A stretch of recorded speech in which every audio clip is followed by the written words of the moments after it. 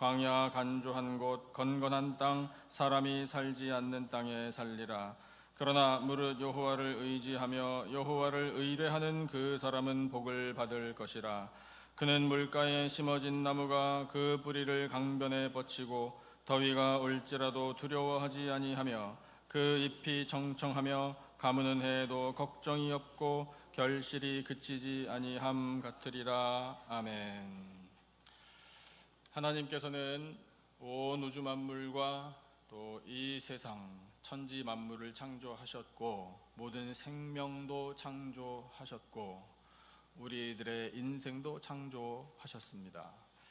창조주 하나님께서 우리 한 사람 한 사람의 인생을 창조하실 때 그 마음이 마치 시인이 시 한 편 한 편 짓는 것과 같은 마음으로 창조하셨다라고 말씀에 선포하고 있습니다. 에베소서 2장 10절 말씀을 보면 이런 구절이 있습니다. 우리는 그가 만드신 바라. 이런 표현이 있습니다. 만드신 바, 이 단어의 성경이 기록된 원어의 발음이 포이에마입니다. 영어 단어로 번역을 한다면 workmanship 내지는 masterpiece라고 할 수 있습니다. 한글로 바꾸면 걸작품이라고 할 수 있죠.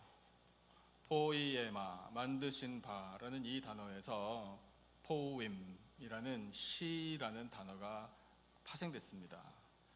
그래서 우리가 이해하는 겁니다. 하나님께서 나라는 한 사람, 한 인생을 창조하실 때 심혈을 기울여서 이 걸작품을 만들어내듯이 그런 시인의 마음으로 창조하셨구나 라는 것을 우리가 깨닫게 되는 겁니다. 그렇다면 여러분, 우리들의 인생이 얼마나 귀한지 모릅니다. 우리 한 사람 한 사람의 인생은요, 천하보다 귀한 줄로 믿습니다. 우리 모두는, 우리 한 사람 한 사람은 하나님께서 창조하신 걸작품입니다. 그래서 우리는 그것을 고백하고 또 축복해야 합니다. 저를 따라서 여러분 이렇게 한번 하실래요? 이게 뭐 많은 의미를 담고 있지만, 자, 그러면은 그 손을 옆으로 이렇게 오른쪽으로 한번 왼쪽으로 하시면서 걸작품이십니다 라고 말씀하시면 좋겠어요. 걸작품이십니다. 걸작품이십니다. 네, 감사합니다. 이렇게 서로 인사하자고 그럴 때는 꼭 저를 빼놓고 주로 하시는 경향이 있는데 걸작품이십니다. 감사합니다. 시인이 이런 표현을 썼습니다. 이 본인이 걸작품인 줄을 믿고 이렇게 표현했을 거예요. 주께서 내 내장을 지으시며 나의 모태에서 나를 만드셨나이다. 내가 주께 감사하옴은 나를 지으심이 심히 기묘하심이라. 주께서 하시는 일이 기이함을 내 영혼이 잘 아나이다. 이렇게 고백하고 있습니다. 이 시인의 고백이 우리 모두의 고백이 되기를 축복합니다. 그래서 여러분, 하나님께서 지어주신 생명, 걸작품과 같은 생명이기에 우리는 어떻게 살아야 할까요? 대답은 정해져 있습니다. 어떻게 살기를 원하십니까? 잘 살기를 원해요. 그렇죠? 그러면 잘 사는 인생이 과연 어떤 것인가를 우리는 말씀을 통해서 정확하게 알고 있어야 합니다. 우리의 언어 습관 중에 잘 사는 사람은 부자라는 개념이 있습니다. 그래서 반대로 가난한 사람을 못 사는 사람이라고 표현합니다. 나라도 그렇습니다. 국민소득이 숫자적으로 높은 나라는 잘 사는 나라요, 그 국민은 잘 사는 나라의 국민이라고 말하고요. 국민소득 숫자가 낮은 나라는 가난한 나라, 못 사는 나라 민족이라고 말합니다. 근데 여러분, 그 언어의 습관이 잘못됐다는 걸 우리가 말씀을 대하면 알게 되죠. 행복지수, 그러니까 모든 국민들의 행복지수를 통계로 낸 자료를 보니까 자국민 스스로가 나는 이 나라 국민이기 때문에 행복합니다라고 말하는 1등 국가가요, 부탄이란 나라더라고요. 부탄이란 작은 나라가 어디쯤 있는지 어쩌면 모르시는 분이 계실지 모르겠어요. 그러니까 유명하지 않은 나라입니다. 그런데 그 나라 백성들은 나는 행복합니다 라고 말하는데 1등이라는 거예요. 국민소득이요, 낮아요.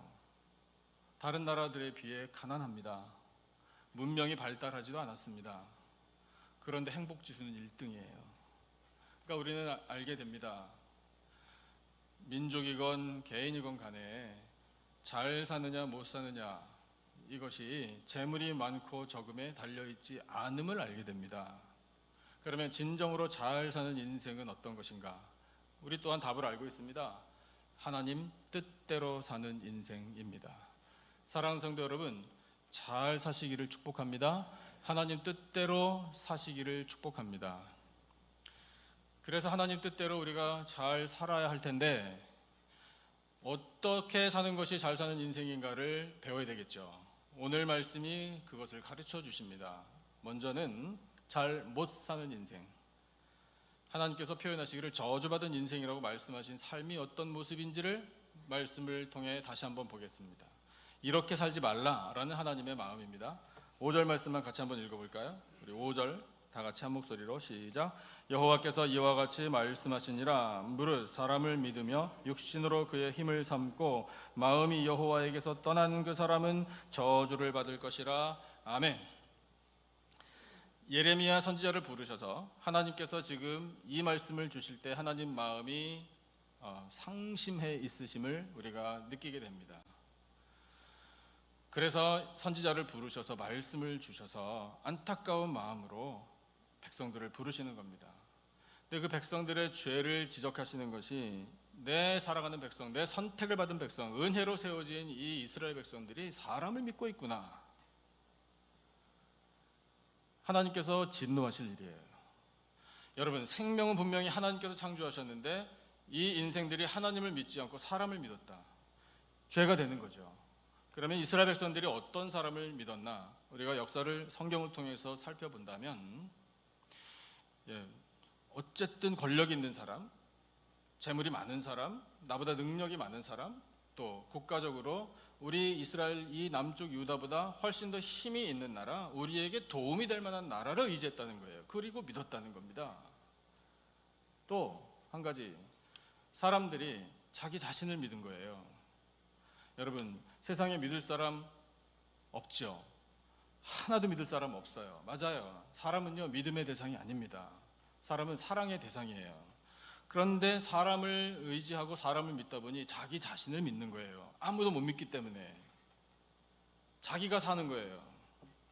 근데 하나님께서 말씀하시기를 저주받은 인생이라, 자신을 믿으면 안 된다, 사람 믿으면 저주받는다라고 말씀하셔요. 실패한 인생이에요. 그리고 육신으로 그의 힘을 삼는다. 육신이 가지고 있는 경험, 능력, 건강, 외모, 뭐든지 간에 이 육신이 힘이다.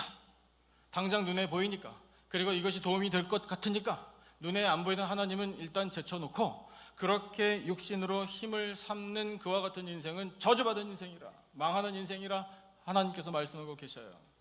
그런데 그들이 행동으로 나타나는 그런 죄악보다 더 근본적인 문제가 뭐냐면, 그들 마음이 여호와에게서 떠났구나. 이것이 하나님께서 가장 안타깝게 보시는 일이에요.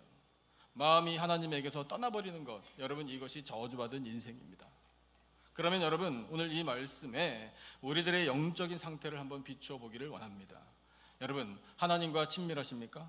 하나님과 화목하십니까? 하나님과 그 친밀한 관계에 늘 가까이 하나님과 함께 하시는 삶이 되시기를 축복합니다. 하나님에게서 멀어지면 큰일 나는 거예요. 하나님에게서 마음이 떠나버리면 우리는 멸망당하는 겁니다.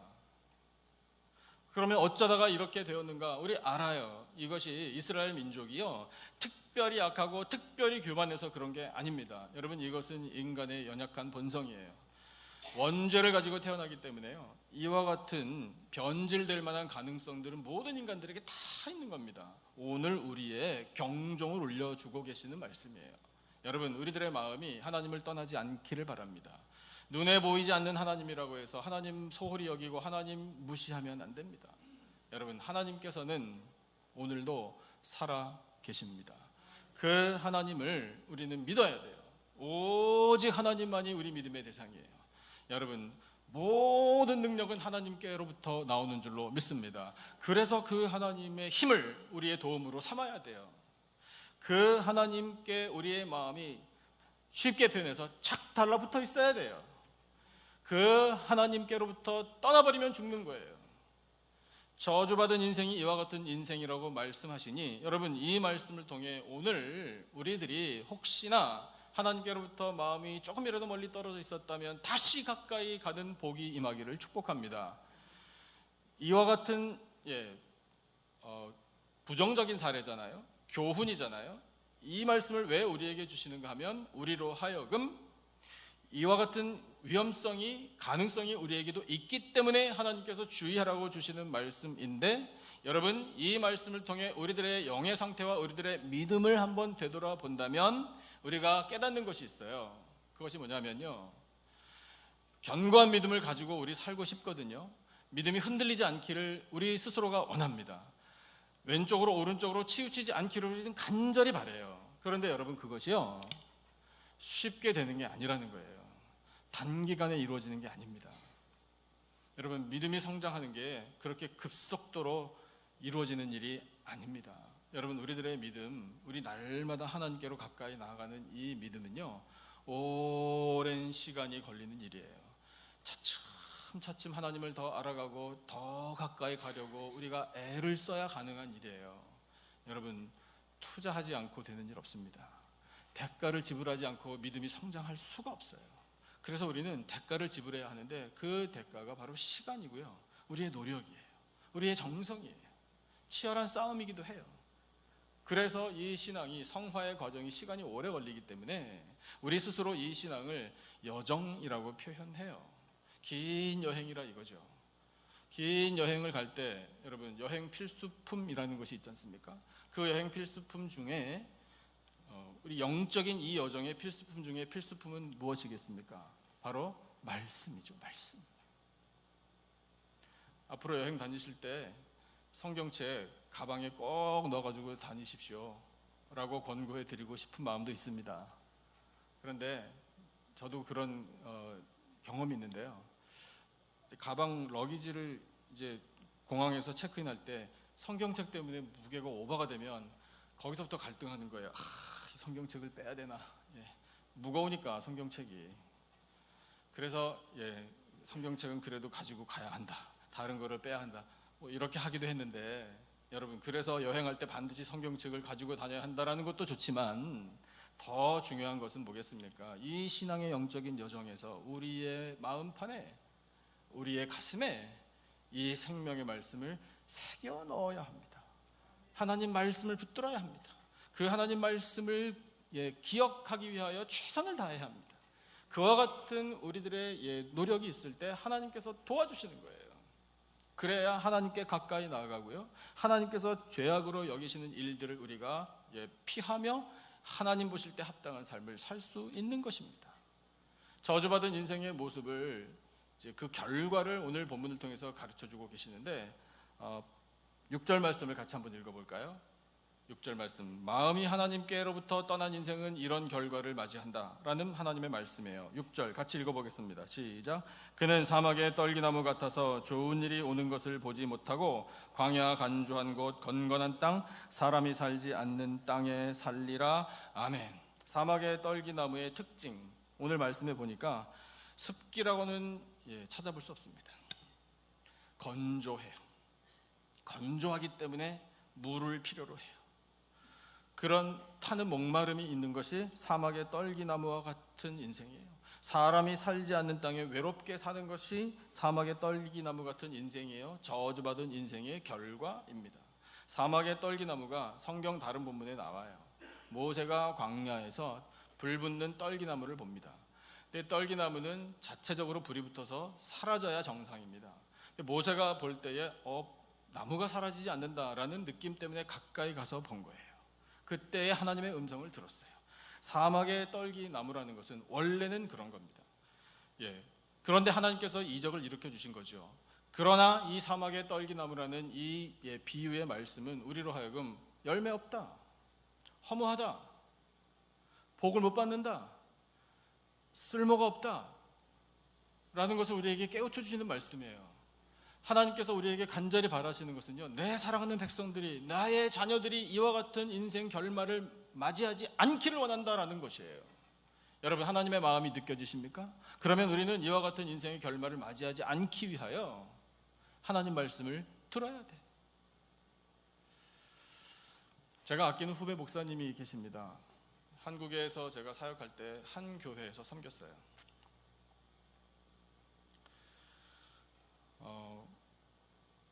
저는 호주로 갔고 그 목사님은 한국에서 당시에 한 대형 교회의 유명하신 담임 목사님 밑에 부목사님으로 섬기고 있을 때였어요. 그 목사님을 찾아갔습니다. 한국에 방문했을 때 교회 구경했어요. 역시 큰 교회 나온 면모가 보이더라고요. 그리고 목사님이 하시는 사역 이야기도 듣고 봤습니다. 자랑스럽기도 하고 또 부럽기도 하고 참 박수를 보내주고 싶은 그런 형편에서 목사님이 잘 섬기고 계시더라고요. 그런데 만나서 대화를 하면 할수록 제 마음 한 구석에서 이 목사님을 향한 염려가 생겼어요. 그 염려가 뭐냐 하면 이런 목회 현장의 환경, 여기에 이 목사님의 생각이 고정되면 안 되는데 이런 염려가 생겼어요. 사실 목회자들은 그런 걱정을 합니다. 교회에 문제가 있다는 게 아니에요. 교회 완벽해요. 적어도 사람 눈으로 볼 때는 부족함이 없어요. 일꾼들도 충분하고요. 그다음에 이 목사님이 함께하는 그 사역의 스태프들은 목사님의 지시 한마디면 착착착 움직여요. 일사천리로 결과물이 나오고 그렇게 정말 잘 사역이 이루어지는 그런 환경입니다. 그런데 그렇게 모든 것이 갖춰져 있는 교회가 과연 얼마나 될까요? 한국에서 교회에서 섬기시다 오신 분들도 많이 계시지 않습니까? 어려운 교회들이 훨씬 더 많습니다. 저도 간단하게 좀 말씀드리면 단독 목회 경험 있어요. 단독 목회는 처음부터 끝까지 혼자 다 감당하는 거잖아요. 예배당 열쇠로 아침에 일찍 가서 열고 청소하고 밥 준비하고 그 전에 주보 다 만들어서 준비해놓고 픽업 돌아서 모셔올 분들 모셔오고 예배인도 혼자 다 하고 설교하고 다 해요. 봉사 다 하고 아이들도 혼자 가르치고 예배 끝난 다음에 식사 다 마치고 마무리까지 다 하고 그다음에 예배당 열쇠를 탁 잠그고 가기까지 혼자 다 해요. 그러면 만약에 그 목사님이 꼭 그러라는 건 아니었지만 그때 마음에 그런 곳으로 하나님께서 보내시면 어떻게 할 건가? 이런 염려가 생긴 거예요. 제가 그래서 정말 진심으로 아끼고 사랑하는 마음으로 그 목사님에게 충고를 이렇게 했습니다. 목사님, 여기 교회 너무 오래 계시지는 마세요. 이렇게 말씀드렸어요. 네, 목사님이 이렇게 대답하시더라고요. 예, 목사님 말씀 참 감사합니다만 저는 우리 담임 목사님 이 영적인 거정의 그늘에서 최대한 오래 있으면서 정말 많은 것들을 배우고 싶습니다. 이렇게 말씀하시더라고요. 그래서 제가 또 얘기했어요. 지금 영적인 거장의 그늘이라고 했습니까? 어차피 사람입니다. 사람은 의지의 대상이 아닙니다. 영적인 거장의 그늘이 아니라 전능하신 여호와 하나님의 날개 아래 거하십시오. 그렇게 말씀드렸어요. 그래야 목사님도 성장하고 그래야 하나님께서 필요한 것들을 채워주십니다. 제가 눈물로 호소했어요. 당시에 그 목사님이 기분 좋게 유쾌하게 받아들이진 않았어요. 하지만 그 이후에 얼마 가지 않아 목사님이 그 말씀 때문에 그랬는지 모르지만 다른 길을 걸어가셔서 오늘날에는 선교지에서 헌신하고 계셔요. 네, 여러분, 그때 제가 그 목사님께 드린 말씀은 꼭 그 목사님을 향한 선배로서의 충고, 거기에서 머무는 것이 아니었어요. 저 자신을 향한 외침이었습니다. 그리고 같은 마음으로 사랑하는 성도 여러분, 여러분에게 권하기를 원합니다. 사랑하는 성도 여러분, 전능하신 여호와 하나님의 날개 아래 거하시기를 축복합니다. 하나님께서 하나님에게로부터 멀리 떠나버린 이스라엘 민족, 그래서 사람 믿고 이 세상 힘을 도움으로 삼고 그런 권력을 도움으로 삼는 이 백성들이 선지자를 통한 하나님의 말씀을 듣고 속히 돌아오기를, 속히 돌아와 해야 할 일을 말씀하고 계셔요. 그 해야 할 일이 이제 저주받은 인생에서 복받는 인생으로 역전되는 거예요. 변화를 받는 거예요. 그래서 결단을 촉구하시는 거예요. 그 결단을 촉구하시는 말씀을 같이 들어보겠습니다. 우리 주신 본문 7절 한 절만 우리 같이 한 목소리로 읽어보겠습니다. 7절, 우리 영혼에 가슴에 새긴다라는 결단을 가지고 같이 읽겠습니다. 시작. 그러나 무릇 여호와를 의지하며 여호와를 의뢰하는 그 사람은 복을 받을 것이라. 아멘.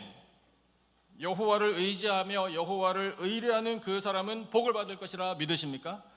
그러면 우리는 어떻게 할까요? 여호와 하나님만 의지하고 의뢰해야죠. 예수 그리스도, 우리의 영원한 구세주, 유일한 길과 진리와 생명이신 예수 그리스도만을 의지하고 의뢰하십시다. 언제?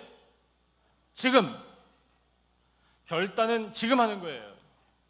예배 끝난 다음에 점심밥 먹고 집에 가서 생각 좀 해보고 일주일 동안 고민 좀 보고 나서 삶의 형편이 좀 나아지면, 마음의 여유가 좀 생기면, 지금은 너무 바쁘니까 아니에요.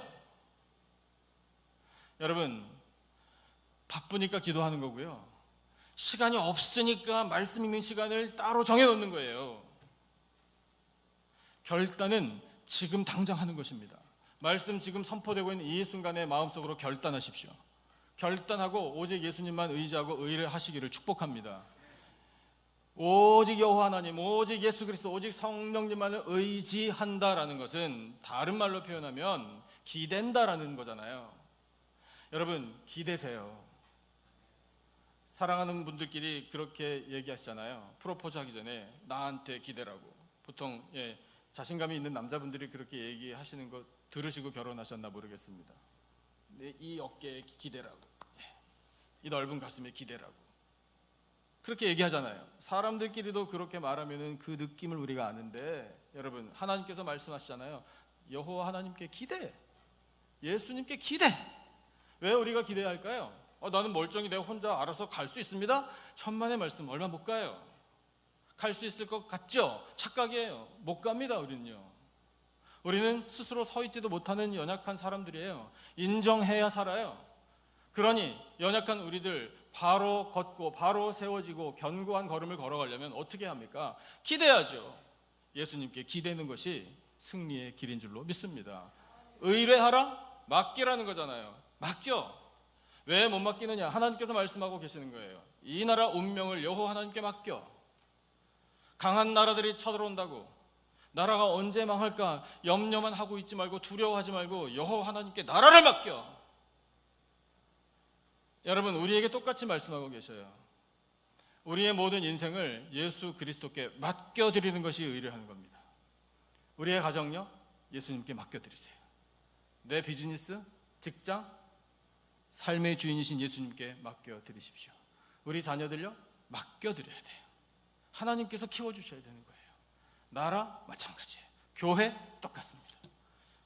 주인이신 예수님께 맡겨드리는 의뢰. 여러분, 그와 같은 믿음이 우리에게 있을 때 복을 받을 것이라 약속하신 말씀이 이루어집니다. 우리가 그래서 여호와 하나님만 의지하라, 의뢰하라, 복을 받으리라, 이 말씀을 하나님께서 이미 오래전에 우리에게 주셨음을 깨달을 수 있어요. 여러분, 이 인생에 관해서 비교하면서 말씀하시고, 하나님께서 내 사랑하는 백성들은 복받는 인생이 되기를 원한다라고 말씀하실 때 우리가 복받는 길로 나아가야 되잖아요. 그러려면요, 방법은 사실 하나밖에 없어요. 말씀이거든요. 말씀을 붙들어야 되는데, 그 말씀을 붙드는 우리들의 삶이 될 때 하나님께서 약속하신 이 말씀들이 믿어지는 거예요. 복에 관한 약속의 말씀이요, 혹시 여러분 주보에 있는 성경, 주간 성경 읽기표에 따라서 금년에 새로 시작하신 분들은 얼마 전에 그 말씀을 읽으셨을 거예요. 출애굽기 20장에 나오는 10계명에 관한 말씀, 하나님께서 약속하셨습니다. 여호와 하나님을 사랑하고 그 여호와 하나님의 계명을 지키는 자에게는 은혜를, 1000대까지 베푸느니라. 믿어지십니까? 여러분, 우리가 하나님을 사랑하고 하나님의 계명을 지키면은요, 우리 당대의 복을 받게 될 줄로 믿습니다. 우리 다음 세대 복 받을 줄로 믿고요, 그 다음 세대 복 받고요, 그 다음 세대, 그 다음 세대, 1000세대까지 걱정이 없는 줄로 믿습니다. 이건 하나님의 약속이에요. 열쇠는 우리의 믿음이에요. 그 말씀을 믿고 하나님 계명대로 살면 복 받는 거예요. 그런데 뭐 그렇게 해봐야 뭐 달라지겠습니까? 그러면은 안 되는 거예요. 아무것도요. 그래서 하나님께서 촉구하시는 겁니다. 지금 당장 결단하라. 지금 당장 여호와를 의지하고 의뢰하라. 뒤로 미루지 마라 말씀하시는 거예요. 하나님의 약속이 우리에게 주어져 있습니다. 우리가 이 땅에서 복받고 사는 비결은 하나님의 말씀 속에 다 들어 있습니다.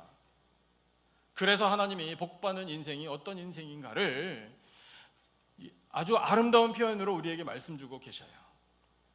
그 강조하신 하나님의 마음을 오늘 본문 8절을 통해서 다시 한번 보겠습니다. 8절 우리 같이 한 목소리로 8절 읽겠습니다. 시작. 그는 물가에 심어진 나무가 그 뿌리를 강변에 뻗치고 더위가 올지라도 두려워하지 아니하며 그 잎이 청청하며 가무는 해에도 걱정이 없고 결실이 그치지 아니함 같으리라. 아멘. 비유하시기를 물가에 심어진 나무와 같다. 이것이 복받은 인생이라. 네, 사랑하는 자녀들이 이렇게 되기를 하나님께서 원하시는 거예요.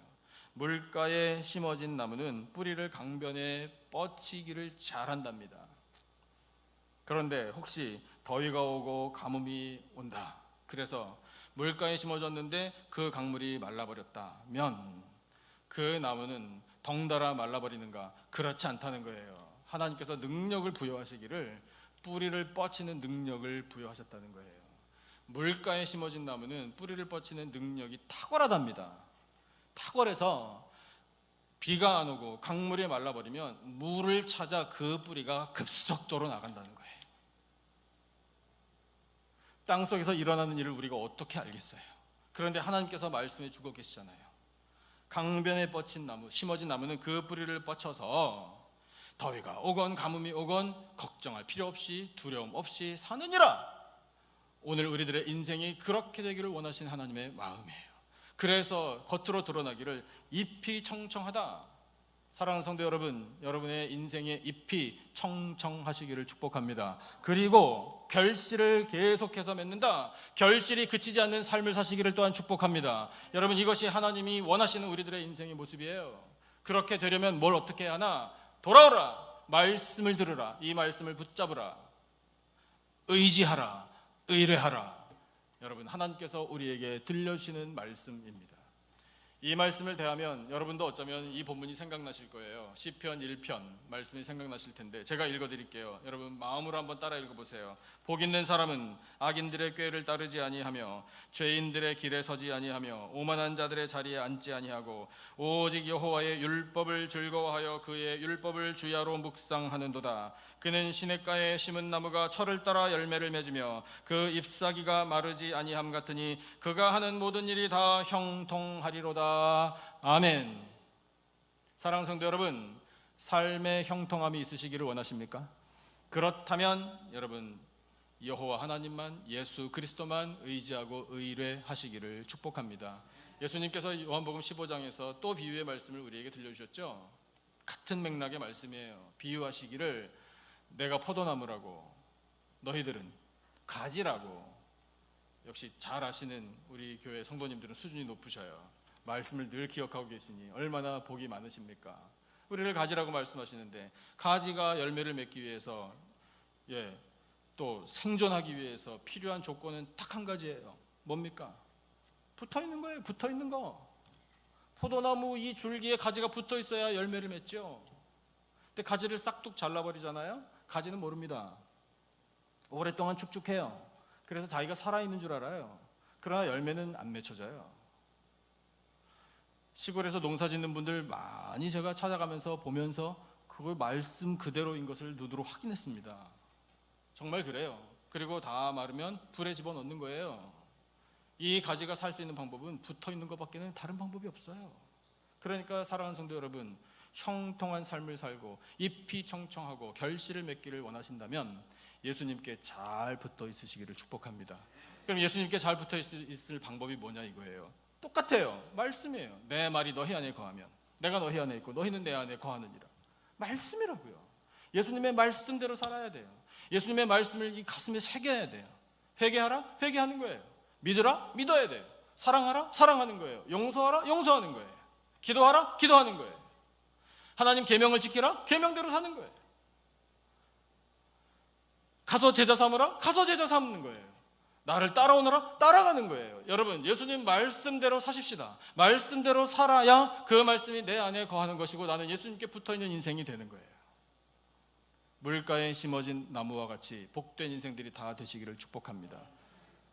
찬양 하나 같이 부를까요? 잠시. 너는 시냇가에 심은 나무라. 찬양하세요. 너는 시냇가에 심은 나무라. 심은 나무라. 하나님의 사랑 안에, 하나님의 사랑 안에 믿음 뿌리 내리고 주의 뜻대로, 주의 뜻대로, 주의 뜻대로 항상 살리라. 2절 주의 시절을, 주의 시절을 쫓아 구원 열매 맺으면 주의 영화로운, 주의 영화로운 빛 너를 보하리니.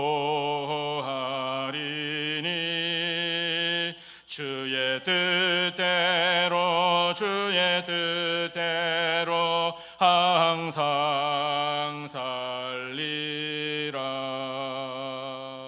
아멘, 아멘.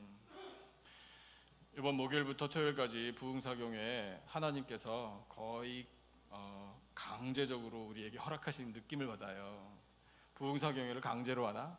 말의 표현에 좀 어폐가 있으실지도 모르지만 보내주시기로 약속하신 이 강사 목사님이 제가 말씀을 들었는데 일정에 3일 저녁을 뺄 수가 없어요.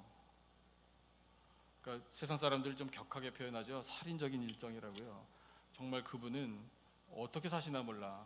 그 바쁜 일정. 그렇지 않겠습니까?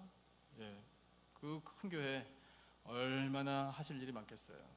근데 시간 3일을 빼서 우리 교회로 오신다라는 건 사람을 보자는 이야기가 아닙니다. 저는 그렇게 믿어요. 하나님께서 그 목사님의 마음을 주장하셨다라고 저는 믿어요. 가야 한다라는 마음을 주신 거예요. 오셔서 말씀을 전해주시는데 주제가 뭐냐면 예수님, 교회, 그리고 기쁨이에요. 우리 남가주 기쁨의 교회에 오시느라고 기쁨이라는 주제를 택하셨나? 상관없어요. 하나님께서 주신 말씀. 여러분 기대하십니까? 기대하시는 만큼 은혜 받으실 거예요. 우리 교회를 사랑하시는 증거 중에 하나라고 믿습니다. 말씀을 듣게 하시는 거예요. 예수 그리스도의 말씀, 교회를 향한 말씀, 하늘의 기쁨을 전해주시는 말씀. 여러분 그 말씀을 우리가 들어 우리들의 심령의 말씀이 채워지면 우리는 그 말씀을 붙드는 인생이 되는 겁니다. 그리하여 말씀하신 것처럼 우리 하나님만 의지하고 하나님만 의뢰하여 복받는 인생이 되는 것을 하나님께서 보시기를 원하고 계셔요. 우리 그렇게 살아드리자고요. 복받는 인생 감사합니다. 복받는 인생으로 세워주시니 하나님의 은혜를 찬양합니다. 여러분 그렇게 우리들의 인생을 통해 하나님의 영광을 나타내고 하나님 주시는 잎이 청청하고 결실이 그치지 않는 풍성한 은혜를 누리는 삶이 되어 기뻐하며 주님 찬양하며 사는 복된 삶이 되시기를 예수님의 이름으로 축원합니다. 기도하겠습니다. 하나님 아버지 감사합니다. 저주받은 인생이 어떤 것인지 하나님께서 경종을 울려주시니 두렵고 떨리는 마음으로 이 말씀을 받습니다. 하나님께로부터 멀리 떠났던 저희들의 이 죄악되고 교만한 인생 이제 청산하고 지금 결단하여 주님 앞으로 나아갑니다. 예수 그리스도만 의지하며 의뢰하겠습니다. 복받을 것이라 말씀하셨사오니 주여 그 말씀을 믿습니다. 물가에 심어진 나무와 같은 인생들이 될 줄로 믿습니다. 그리하여 하나님을 기쁘시게 해드리고 하나님 주시는 영원한 복을 누리며 사는 복된 인생들로 삼아 주시옵소서. 감사하오며 예수님의 이름으로 기도드리옵나이다. 아멘. 이 시간에 우리 정주은 자매 내 구주 예수를 더욱 사랑 피아노로 연주함으로 하나님 앞에 헌신하시고 우리는 준비하신 예물 바치도록 하겠습니다.